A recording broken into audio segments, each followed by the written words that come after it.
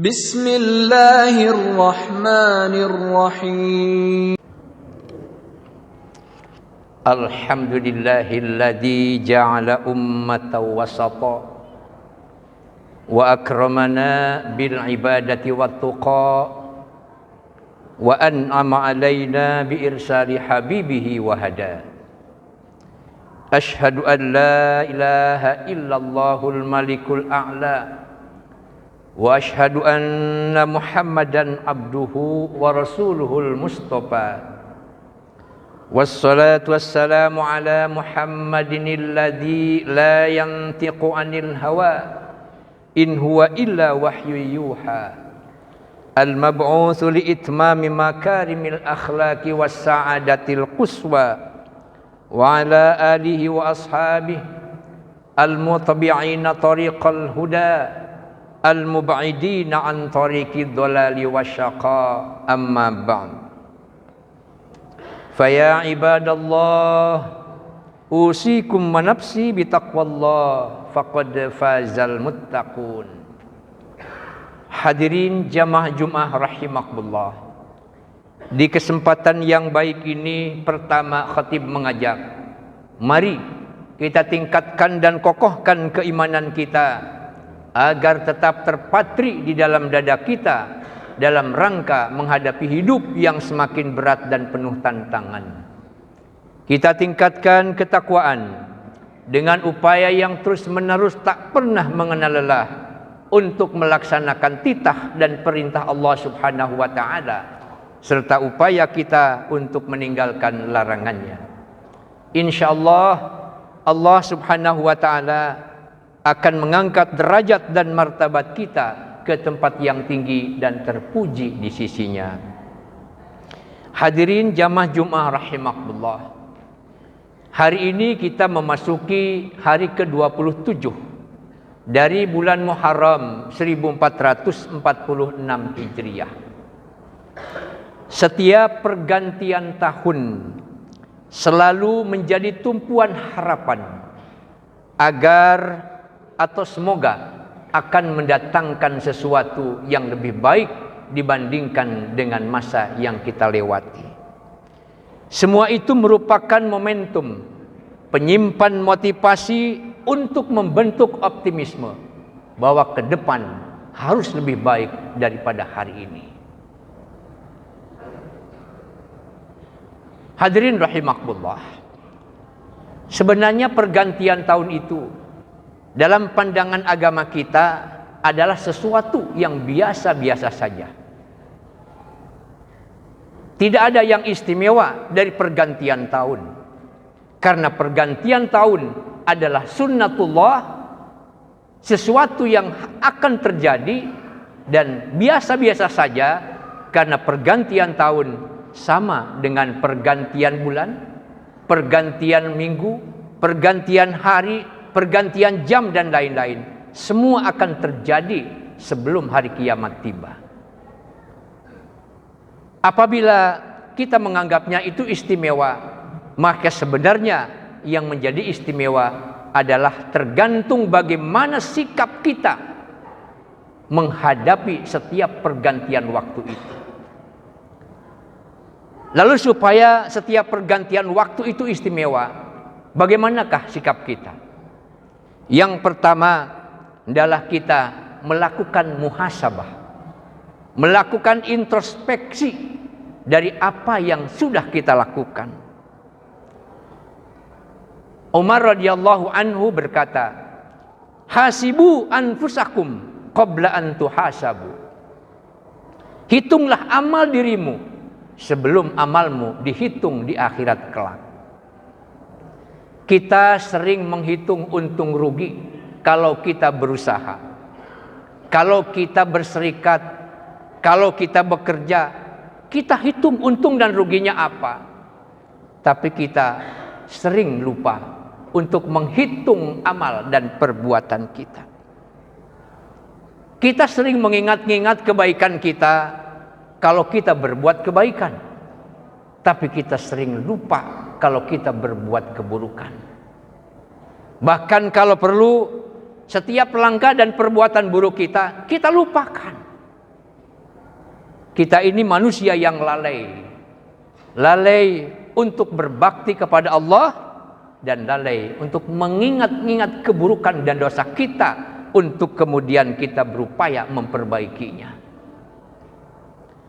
Orang yang tidak suka introspeksi adalah termasuk orang yang besar kepala, orang yang egois, merasa dirinya benar dan tidak menyadari akan kesalahan-kesalahan dirinya. Maka akibat orang yang tidak suka muhasabah, yang tidak suka introspeksi, pertama, dia tidak mau peduli dengan ancaman dari Allah Subhanahu wa taala kalau berbuat dosa. Yang kedua, akan dikendalikan oleh keadaan. Akibatnya tidak ada usaha untuk menjadi orang baik.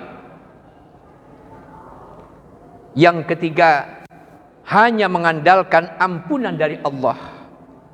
Allah Maha Pengampun hanya dijadikan dalih bagi dirinya untuk selalu melakukan perbuatan dosa dan salah. Dan yang keempat, orang yang tidak suka introspeksi mudah melakukan perbuatan dosa.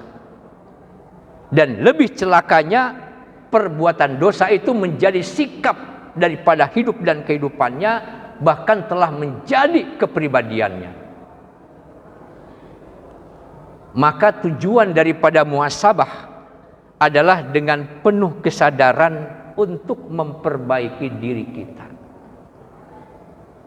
Lalu bagaimanakah kita melakukan muhasabah? Lakukan kita muhasabah terhadap hablum minallah. Seperti apakah hubungan kita dengan Allah? Kita diciptakan oleh Allah adalah untuk beribadah, untuk mengabdi.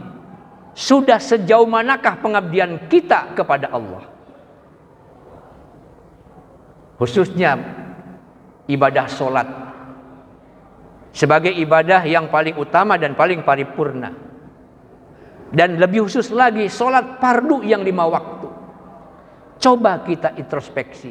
Kita hitung, sekali sholat berapa menit yang kita gunakan. Katakanlah 5 menit, atau mungkin 10 menit.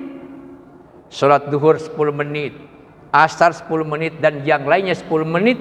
Maka satu hari kita gunakan untuk sholat fardu hanya 50 menit. Sedangkan hidup kita dalam satu hari adalah 24 jam.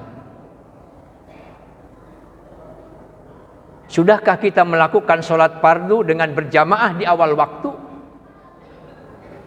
Jawabannya ada di dalam diri kita masing-masing. Mari kita jawab, mari kita akui secara jujur bahwa sebenarnya kita belum apa-apa. Maka tidak cukup kita ibadah hanya mengandalkan kepada sholat. Maka ibadah-ibadah yang lainnya harus melengkapi hidup dan kehidupan kita. Bahkan kita jadikan seluruh gerak dan langkah kita, bahkan termasuk napas kita, adalah ibadah. Jadikan bapak dan ibu pergi ke tempat kerja mencari nafkah adalah lillahi ta'ala, menjadi ibadah. Bismillahi tawakkaltu 'ala Allah, mencari rizki nafkah yang halal. Dan jangan ada sampai di dalam hati, dalam pikiran kita untuk memperoleh rizki yang tidak halal. Dalam pikiran pun jangan sampai ada, apalagi kita melakukannya. Jadi sudah seperti apa hubungan kita dengan Allah? Yang kedua, introspeksi tentang hablum minan nas, hubungan kita dengan sesama manusia. Karena hubungan kita dengan sesama manusia juga erat kaitannya dengan keselamatan kita di dunia dan di akhirat kelak. Banyak manusia yang bangkrut di akhirat nanti karena dia hanya baik dengan Allah tapi buruk hubungannya dengan sesama manusia. Yang ketiga, hablum minal alam, hubungan kita dengan alam. Kita hidup di alam. Makan dan minum adalah sesuatu yang berasal dari alam.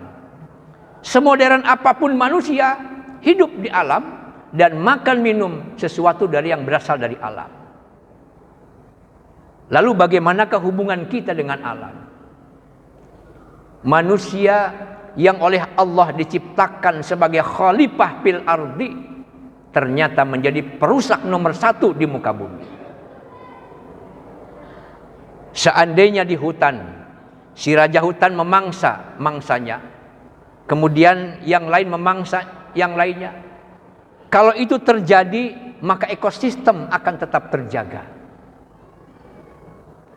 Di lautan ikan besar memangsa yang kecil. Kalau itu terus berlangsung, ekosistem akan terjaga. Tapi kalau manusia yang sudah merambah hutan, merusak lautan, maka ekosistem di hutan dan di lautan akan rusak dan hancur binasa. Inilah manusia yang oleh Allah diciptakan sebagai khalifah fil ardi ternyata menjadi perusak nomor 1 dunia ini.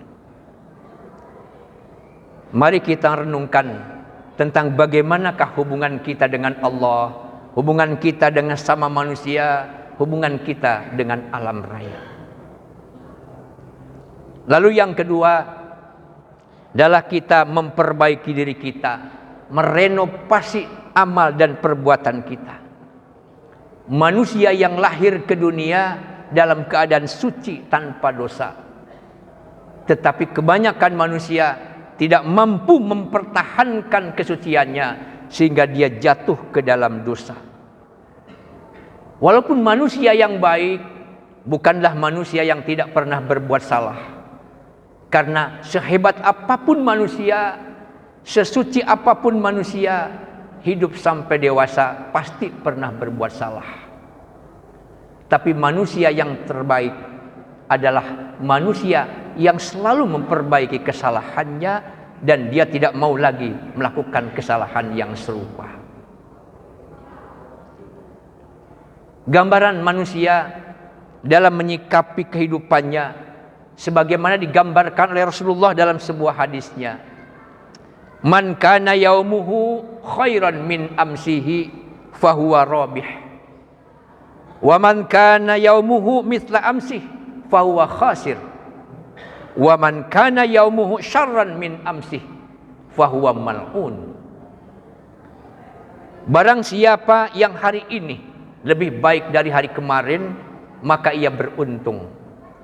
Barang siapa yang hari ini sama dengan hari kemarin, dia merugi. Dan barang siapa yang hari ini lebih buruk dari hari kemarin, maka ia dilaknat oleh Allah. Lalu bagaimanakah kita memperbaiki diri kita? Yang pertama adalah kita mengganti amal buruk dengan amal kebaikan. Kemudian memperbaiki amalan-amalan yang keliru, yang salah, dengan selalu menuntut dan mencari ilmu. Karena di majlis ilmu inilah kita akan mendapatkan sesuatu yang baik. Kemudian senantiasa beristighfar, memohon ampun kepada Allah Subhanahu wa taala. Nabi sallallahu alaihi wasallam yang sudah dijamin oleh Allah, istighfarnya tidak kurang 100 kali dalam satu hari. Lalu bagaimanakah kita yang tidak pernah dijamin oleh Allah? Kemudian kita bertobat. Taubat adalah puncak daripada istighfar. Tobat adalah puncak daripada permohonan ampun kita kepada Allah Subhanahu wa taala. Sebab di dalam tobat itu ada penyesalan atas dosa yang dilakukan. Kemudian ada komitmen untuk tidak lagi melakukan perbuatan dosa dan komitmen mengganti perbuatan-perbuatan buruk dengan perbuatan-perbuatan yang baik. Dan apabila kesalahan kepada sesama manusia, maka di dalam tobat itu kita melakukan islah, perbuatan baik, perbaikan terhadap sesama manusia. Tidak ada manusia yang baik yang tidak punya masa lalu. Tapi juga tidak ada manusia yang jahat yang tidak punya masa depan. Setiap orang memiliki kesempatan untuk memperbaiki diri. Kita pun tidak boleh menilai manusia, menilai orang lain dari masa lalunya. Karena seburuk apapun manusia, sekelam apapun manusia, seburuk apapun perangainya manusia, dia punya kesempatan untuk memperbaiki diri. Karena seorang yang hampir membunuh Rasulullah SAW kini berbaring di samping Rasulullah SAW. Dialah Umar bin Khattab. Seseorang yang hampir di dalam sebuah peperangan melawan umat Islam, membunuh Rasulullah, dan umat Islam kalah dibuatnya. Akhirnya dia menjadi Saifullah, pedang Allah. Dialah Khalid bin Walid, menjadi pembela agama Islam yang sejati.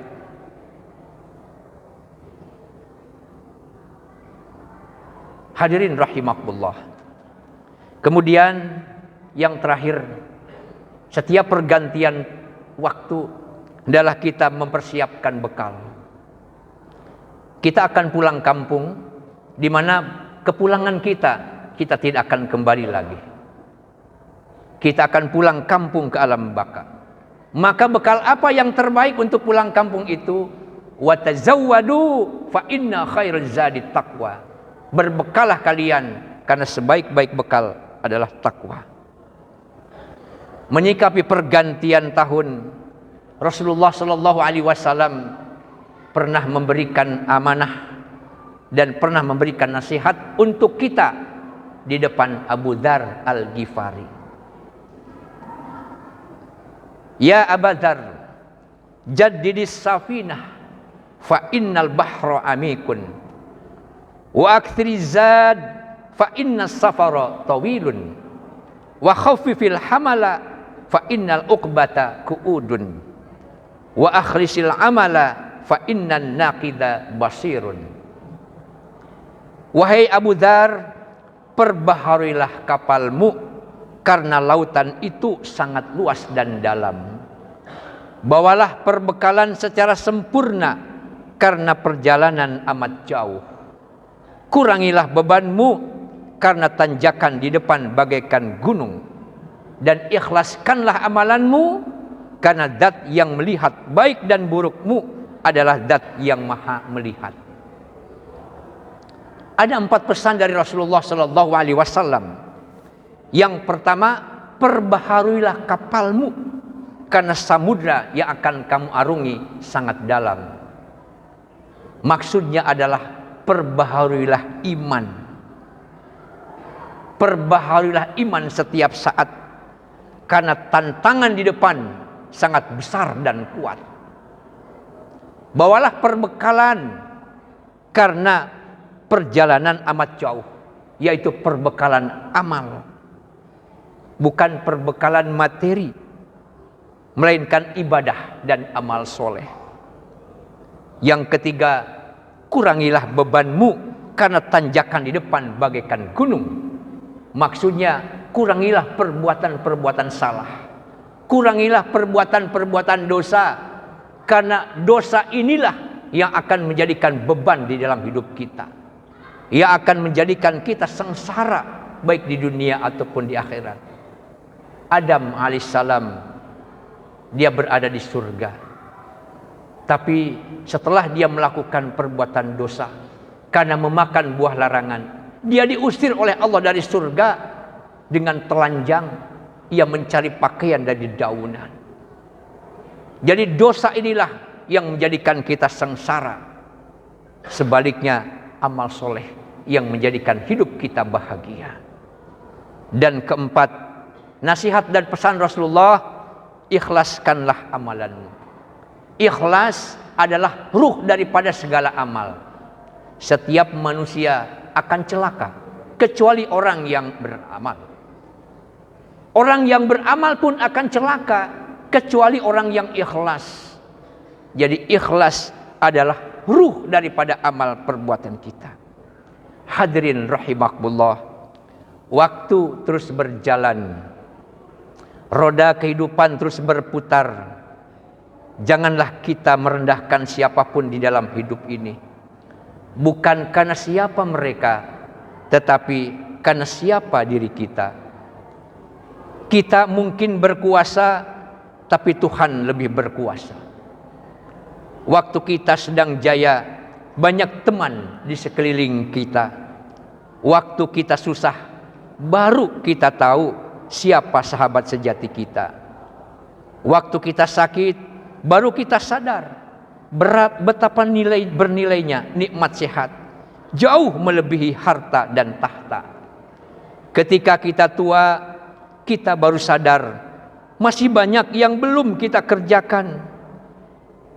Dan setelah ajal diambang kita baru sadar betapa banyak waktu dan kesempatan yang terbuang dan sia-sia.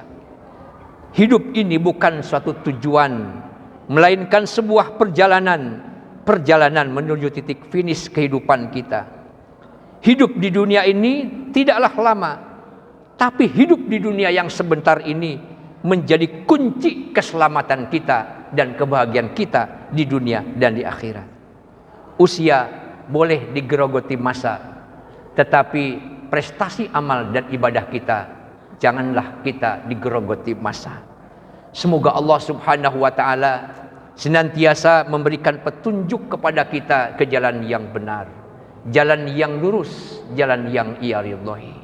Barakallahu li wa lakum fil Qur'anil azim wa nafa'ani wa iyyakum bima fihi minal ayati wadh-dhikril hakim wa taqabbalallahu minna minkum tilawatah innahu huwas samiul alim.